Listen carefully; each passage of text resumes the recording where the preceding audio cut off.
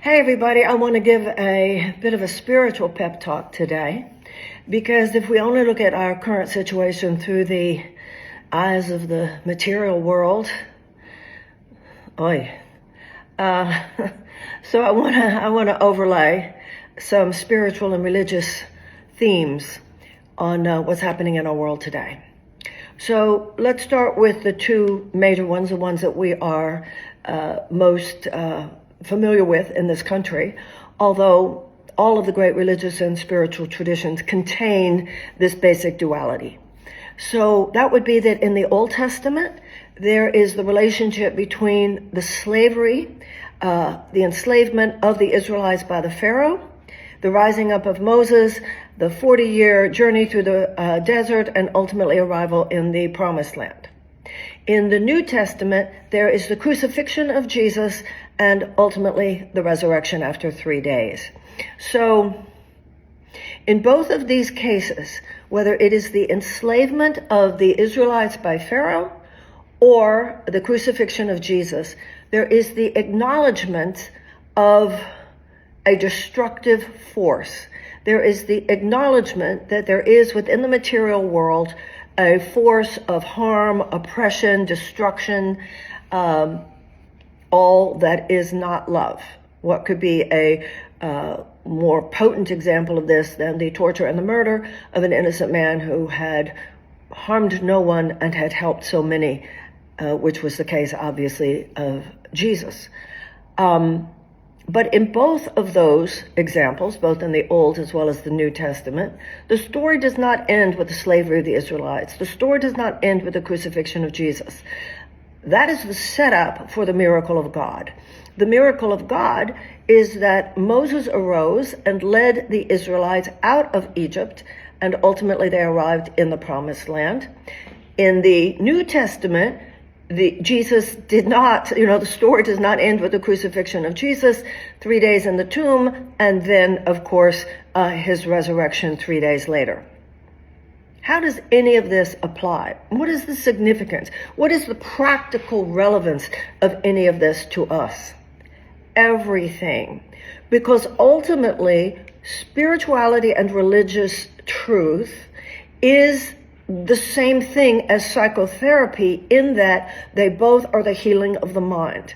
So the great religious and spiritual stories have deep psychological relevance. They are code, in a way, for how we are to live within the spaces of darkness of the world. And for those of us who are American, for those of us who are seeing our democracy, the pillars of our government, our constitutional principles being demolished in front of our eyes, this is what you would call psychologically and spiritually the enslavement of truth and justice, the crucifixion of all that we hold dear in terms of governmental functioning and so forth. What are we being told? We are being told two things that really matter here for us to focus on, that I wanted to bring up tonight. First of all, the consciousness of a Moses. Second of all, the consciousness of a Jesus. The story of Moses means someone rises up in the material world and leads us out of the condition of enslavement. And in the world at this time, don't think of the Moses figure as just one person. Think of the Moses figure as an aspect of consciousness that we are all being called to. That's number one. That's the age of Moses, is the age where the evolution of the human race is such that all of us are finding that aspect of personhood within ourselves, which will lead us from the darkness into the light. And second of all, it's the consciousness of Jesus. Whereas it was the behavior of Moses that led the Israelites out of Egypt, it was the consciousness of Jesus that caused the resurrection. So we are being called to both. We are being called to leadership. We are being called to do what we can. And we are also being called to the space of consciousness of pure love, which is the space out of which miracles occur naturally. The other thing I want to mention that I think a lot of us can relate to as we look at what's happening in this country is finally the Pharaoh said, take your people and get out of here. He was done with the locusts. He was done with the plagues. God had made it clear to him, let my people go. He said, get out of here. Moses, they weren't happy about it at first. They thought, Within the slave condition, at least they could survive. They didn't know what this road ahead would be, but they went. And ultimately they hit the Red Sea. And the Red Sea, man, talk about between a rock and a hard place. If they had gone forward, they would have all been drowned. And at about that same time, the Pharaoh had decided, I want my slaves back, had sent his soldiers to chase after the Israelites, and their choice was either go forward and drown in the sea or turn back to be surely either killed or taken back into slavery by the Egyptian soldiers. At that time, Moses holds up his rod because his rod is the heightened consciousness of faith. He is told to move into the water, goes all the way up to here, demonstrate your faith, hold high your consciousness and your faith, and the Red Sea parts. Got me? We need the Red Sea to part. The Red Sea parts. The reality tunnel, as it is often said, is going to emerge. And I know this is a really hard time for all of us because right now, politically, man, the crucifixion pattern is really obvious. The enslavement pattern is really obvious. The injustice, the authoritarianism, so many things that are, in worldly terms, kind of the biggest, scariest forces, things that we can't even believe are happening here, all of that stuff. But right now, remember the higher truth and apply it here. That 3 days between the crucifixion and the resurrection, that symbolic 40 years between enslavement of the Israelites and the trip to the promised land. Yeah, we're in the desert. We're in our tomb time. But during that tomb time, profound alchemical changes take place. And those alchemical changes are taking place in who we are. I love that when the women went to get the body, after those 3 days, they were told, he is not here, he is risen. What that means, you don't even have to go into the specific religious doctrine, or just keep it with the metaphysics of this, with the psychological, psychotherapeutic meaning of this. We're not even going to be the same people on the other side of this. And I know it's hard what we're going through.